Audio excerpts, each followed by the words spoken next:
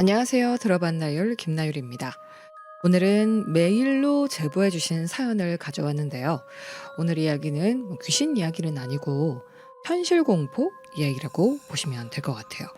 반지하 집에서 살던 당시에 겪었던 이야기를 해주셨는데 저 또한 반지하 집에서 살았던 경험이 있어서 굉장히 무섭게 읽었던 사연입니다. 그렇다면 오늘의 이야기 황원주님의 사연 제가 읽어드려 보도록 하겠습니다.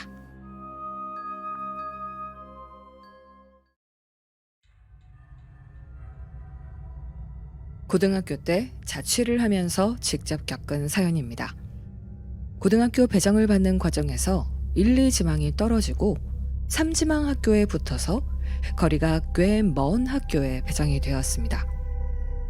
집과 학교가 멀어서 아침 6시 전에 출발하지 않으면 지각을 했고 선생님께 혼나는 게 너무 힘들었습니다.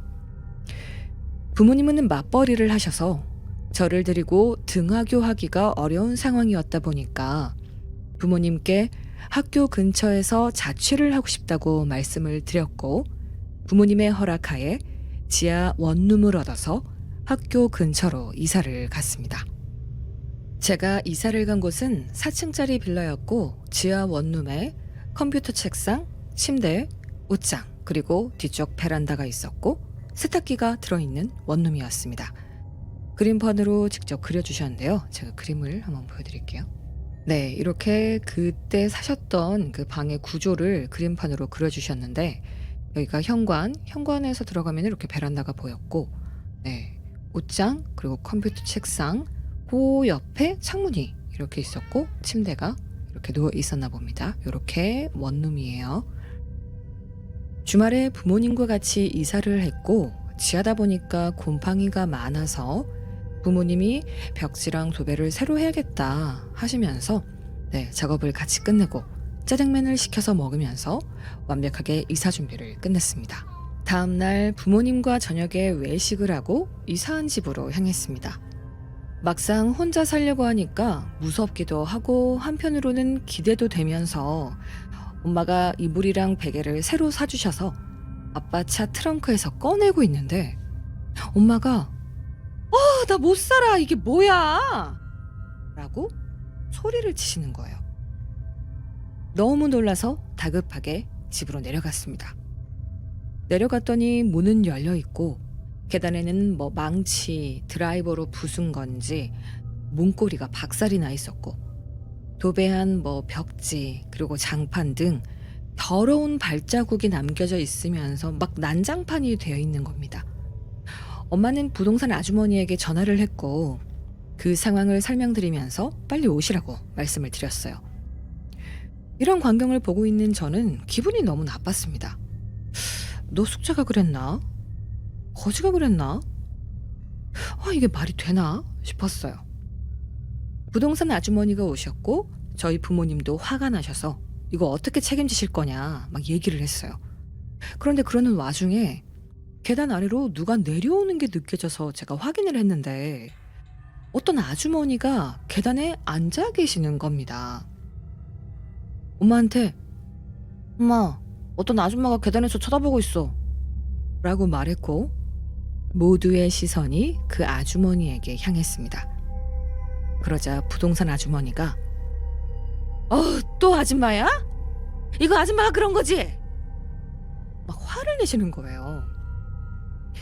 당황스러운 저희는 이게 무슨 상황인지 파악을 못했고 아주머니는 계속 계단에서 혼잣말로 중얼거리고 계셨어요.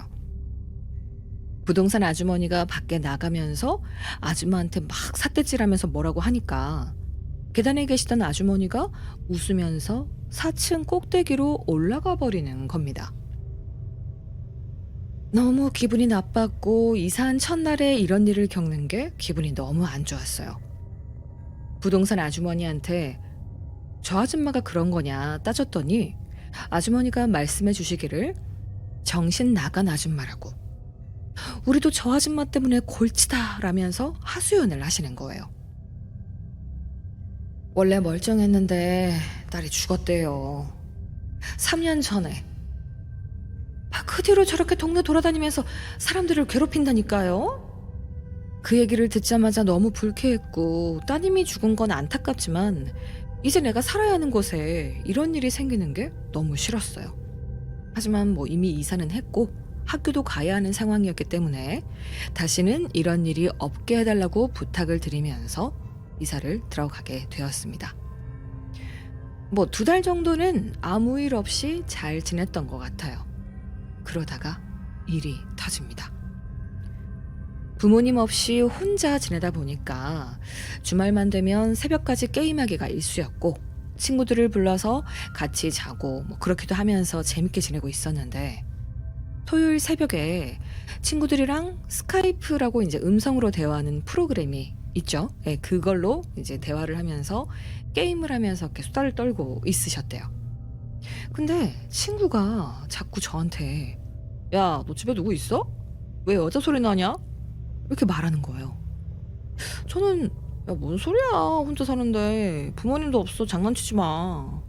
이렇게 얘기를 했는데 그 친구가 여자 소리가 계속 들린다는 거예요. 친구의 그 말에 헤드셋을 벗고 주위를 봤는데 저 정말 기절할 뻔했습니다. 그때 저희 집을 난장판으로 만들었던 그 아줌마가 창문에서 저를 이렇게 옆으로 쳐다보고 있는 거예요. 제 집이 반지하다 보니까 1층에서 다 보이는 구조였는데 제가 창문을 닫아놨는데 그걸 강제로 열어서 절 쳐다보면서 이렇게 옆으로 누워서 말을 거는 겁니다. 요거를 또 그림으로 보내주셨거든요. 제가 보여드릴게요. 이렇게 컴퓨터를 하고 계셨는데 옆에 반지하 그 땅에 창문을 열고 누워서 얘기를 하고 계셨다는 거죠. 아줌마가 저에게 우리 딸 봤어? 여기 있다던데? 우리 딸 봤냐고! 야! 야! 하면서 창문으로 막 손을 집어넣으려고 하는 거예요. 너무 놀라서 아줌마 미쳤어요? 하지 마세요. 신고할 거예요. 라고 소리쳤고 아줌마는 듣는 둥 마는 둥 계속 딸을 찾더라고요. 우리 딸 여기로 들어가던데? 너 알지? 어? 정말 소름이 끼치고 무섭더라고요. 전 바로 경찰에 신고했고 부모님께도 연락을 드려서 새벽에 주민들이 다 밖으로 나왔습니다. 경찰분들이 오시고 아줌마를 경찰서로 데려가셨고 새벽에 나온 주민분들이랑 저희 부모님이랑 얘기를 하셨는데 말도 안 되는 얘기를 듣고 말았어요. 제가 이사를 오기 전에도 신혼부부가 여기 잠깐 살았는데 그때도 저 아줌마가 저렇게 괴롭혀가지고 6개월도 못 살고 나갔다는 얘기를 들은 거죠. 다음 날 부모님이랑 부동산 아주머니랑 4층으로 그 아주머니의 가족들에게 따지러 올라갔습니다. 그 당시 20대 후반으로 보이는 형이 나왔는데 이사 온 날 있었던 일과 어제 사건을 말씀드리면서 얘기를 했더니 정말 죄송하다면서 다시는 이런 일 없게 하겠다고 계속 사과를 하시더라고요. 저희 부모님도 신경 좀 써달라며 애 지금 혼자 사는데 불안해서 살겠냐고 하소연을 하시면서 서로 돕고 살자고 좋게 좋게 얘기하고 내려왔습니다. 그 뒤로 한동안은 저번 같은 일은 일어나지 않았어요. 그런데 저번 그 일은 괴롭힘에 속하는 것도 아니었습니다. 어느 날 제 방 창문으로 빛이 하나도 안 들어오길래 밖에 나가서 확인을 해봤더니 4층 아줌마가 죽은 꽃들이 심어진 그 화분으로 그 창문 입구를 다 막고 엄청 큰 항아리로 또 막고 그러니까 저희 집 창문 앞에다가 둘러싸는 것처럼 바리케이트를 치고 있는 거예요. 4층 형에게 가서 말해야겠다 하고 올라갔는데 초인종을 아무리 눌러도 나오지 않았고 4층 아주머니는 가까이 가면 저한테 호수로 물을 계속 뿌리고 막 그러는 겁니다. 집 나가면 개고생이라는 말을 뼈저리게 느끼게 되었는데 그래도 이런 일이 있어도 혼자 살면서 나름 편한 부분이 많아서 저는 버텨보려고 했어요. 그러다가 정말 레전드 사건이 하나 발생하게 됩니다. 학교랑 집이 가까워져서 아침 7시 10분 정도에 집에서 학교로 출발을 하는데요. 센서등이 어느 정도 계단을 올라가면 켜지는데 아무 생각 없이 계단을 올라가는데 센서등 아래에 발이 보이더라고요. 순간 뭐지? 하고 올려다봤는데 4층 그 아줌마가 그 센서등도 안 켜진 컴컴한 곳에서 가만히 계단에 앉아 절 쳐다보고 있더라고요. 정말 순간 너무 놀라고 너무 무섭고 소름이 끼쳐서 뒤로 자빠지고 말았습니다. 아, 아줌마 진짜 저한테 왜 그래요 진짜. 제발 하지 마시라고요. 화를 냈어요. 그러자 그 아줌마가 내 딸 거기 있잖아. 왜 안 알려주는 거야? 어? 세탁실에 숨기면 모를 줄 알았어? 전 아무 말도 할 수가 없었습니다. 사람이 무섭다는 게 이런 건가 싶기도 하고, 거기다 이 아줌마가 자꾸 딸이 우리 집에 있다고 하고 세탁실에 있다고 하고 이런 말을 하는 게 너무 끔찍하고 무서워서 전 더 이상 이 집에 살 수가 없다고 판단을 하게 됐어요. 부모님께 말씀드리고 부동산 아주머니에게 전화해서 지금까지 겪은 일을 다 말씀드리고 그 집을 나왔습니다. 짐은 이삿짐 센터에 맡겨서 다 뺐고, 추후에 부동산 아주머니한테 들은 말로는 딸이 죽고 나서 정신병이 오신 것 같다고 했대요. 근데 그 아주머니가 저한테 직접적으로 폭력을 가했다거나 어떤 육체적으로 상해를 입힌 게 없기 때문에 경찰에서도 도와줄 수가 없다고, 어쩔 수 없다 이렇게 방관만 하셨다고 하더라고요. 그 뒤로 저는 경찰도 잘 안 믿습니다. 이 얘기는 100% 실화이며 아직도 잊을 수 없는 동네이기도 하고, 또 현재까지도 그 집에 그 아주머니가 사는 걸로 알고 있습니다. 인천 미땡땡구 숭머머동 지하 015. 네, 여기까지 사연 읽어봤어요. 오, 진짜 제가 이렇게 지금 컴퓨터를 하고 있는데 이 옆에, 그잖아요? 여기 옆에 창문에 사람이 누워서 저를 쳐다보고 있었던 거예요. 저를 쳐다보고 있으면서 야 우리 딸 집에 있지, 우리 딸 거기 안에 있지, 뭐 이렇게 한다. 저는 지금 상상만 해도 너무 소름 끼치거든요. 여기서 꽤나 그래도 오래 사셨던 것 같은데 진짜 강심장이시다. 네, 진짜 강심장이신 것 같아요. 지금 현재에도 그 집이 실존하고 있고요. 그 아주머니가 계속해서 그런 이상한 행동들을 하고 계신 것 같아요. 그 집 사진도 보내주셨거든요. 보여드릴게요. 여기가 이제 4층짜리 빌라인데 이렇게 들어가면 여기가 그 집인가 봐요. 015 반지하, 네, 반지하 집. 근데 여기에 이런 화분이랑 뭐 항아리 같은 걸로 계속 이렇게 창문을 빛이 안 들어가게끔 막으시는 거죠.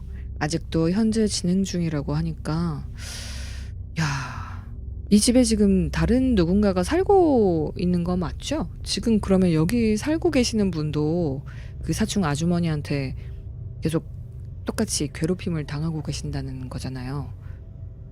아, 우리나라 법이 진짜 좀 답답한 게, 직접적으로 상해를 입거나 어디가 다치거나 뭐 이렇게 맞거나 그런 게 없으면은 처벌을 못 한다는 게 너무 답답해요, 진짜. 그러면 결과적으로 그 법적으로 따져보면은 내가 뭔가 직접적으로 피해를 입고 상해를 입었을 때 그때나 처벌을 할 수 있다는 거잖아요. 그거를 입지 않기 위해서 신고하는 거 아닌가요? 나를 좀 지켜달라고? 근데 이미 내가 다친 후에 신고를 하면 그게 무슨 의미가 있나 이거죠. 법이 조금 바뀌어야 하지 않나 라는 생각이 좀 듭니다. 그냥 제가 드릴 수 있는 말은, 이런 일을 겪게 되면 버티지 말고 빨리 나오세요. 빨리 나오시는 게 좋을 것 같아요. 뭔가 무섭기도 한데 또 착잡하기도 한 그런 사연이었어요.